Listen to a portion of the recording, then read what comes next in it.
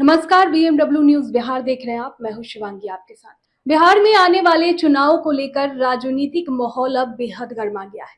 वक्फ संशोधन बिल को लेकर आरजेडी और एनडीए आमने सामने है।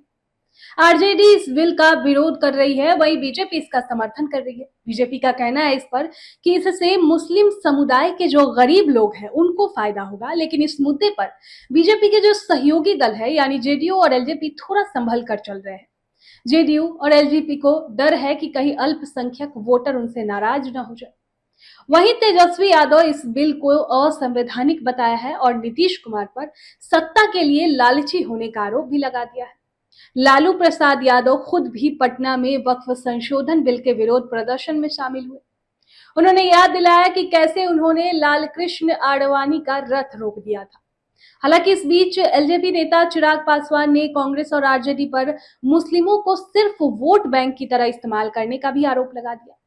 वहीं अब बात की जाए जीतन राम मांझी की, तो जीतन राम मांझी ने वक्फ बिल का विरोध करने वाले पर बड़ी टिप्पणी कर दी है। जाहिर है कि बिहार में वक्फ संशोधन बिल को लेकर सियासी घमासान मचा हुआ है। सभी पार्टियां अपनी अपनी रणनीति के हिसाब से चल रही है। कोई भी पार्टी मुसलमानों के वोट से बेदखली नहीं चाहती। उधर all India Muslim personal law board यानी एआईएमपीएलबी इस बिल का देश भर में विरोध कर रही है। उनका कहना है कि केंद्र सरकार वक्फ संपत्तियों पर कब्जा करना चाहती है। एआईएमपीएलबी का आरोप है कि सरकार उन संपत्तियों को हड़पना चाहती है जो उनके पूर्वजों ने लोगों की भलाई के लिए दान की थी। उनका कहना है कि सरकार गैरकानूनी तरीके से इन संपत्तियों पर नियंत्रण करने की कोशिश कर रही है। हालांकि बीजेपी के नेतृत्व वाले एनडीए के सामने वक्फ का मुद्दा एक मुश्किल स्थिति पैदा कर रहा है। इससे राज्य के वोटर बंट सकते हैं। बीजेपी इस बिल का समर्थन कर रही है, लेकिन उनके सहयोगी दल थोड़ा संभल कर जवाब दे रहे हैं। मुख्यमंत्री नीतीश कुमार की बात की जाए तो जेडीयू और केंद्रीय मंत्री चिराग पासवान और नीतीश कुमार को हमेशा से राज्य में अल्पसंख्यकों का समर्थन मिलता रहा है। ये नेता हर साल इफ्तार पार्टी भी देते हैं, लेकिन इस बार उन्हें कुछ संगठनों के विरोध का सामना भी करना पड़ा।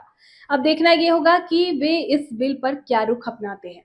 उससे पहले ये सवाल उठ रहा है कि इसका इतना विरोध आखिर क्यों हो रहा है। तो दोस्तों देखिए, बिहार में वक्फ बोर्ड संशोधन बिल का विरोध इसलिए हो रहा है क्योंकि इसका संबंध मुस्लिम समुदाय की संपत्तियों से है। विरोध करने वालों का मानना है कि इस बिल के जरिए सरकार वक्फ संपत्तियों पर अधिकार जमाने की कोशिश कर रही है। तो हम आपको अब बताते हैं विरोध के कुछ मुख्य कारण जो है। सबसे पहला है वक्फ संपत्तियों पर सरकारी दखल।